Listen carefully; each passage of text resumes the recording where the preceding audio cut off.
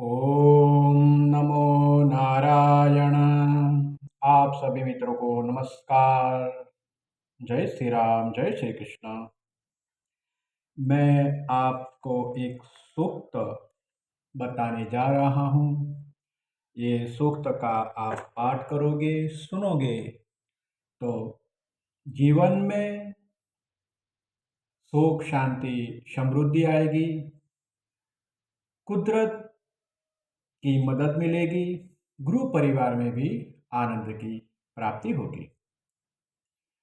ॐ आनो भद्रा क्रतवो जन्तु विश्वतो दग्धा सुपरीतास उद्भिद देवानो यथा सदमिद वृधे असन्नप्रायो रक्षितारो दिवे दिवे देवानां भद्रा सुमतिरु जयतां देवानागुं रातिरभिनो निवर्तताम् देवानागुं सकख्यमुपसे धीमां वयं देवान् आयुः प्रतिरन्तु जीवसे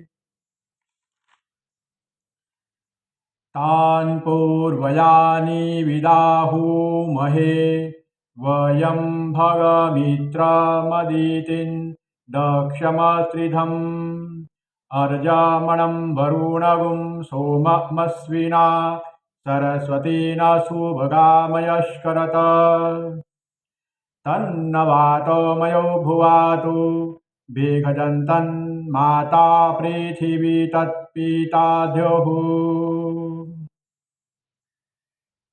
तत्क्रवाण सोमसुतमयो भुवस्तदश्विना श्रेणुतन्धिष्ण्याजुवम् तमीशानं जगतस्थ दुःखस्पतिं धियञ्जीन् वमवसे हूमहे वयम् ओखानो यथा वेदसाम सदवृधे रक्षिता प्रायुरब्ध स्वस्तये। ओम नमो नारायण।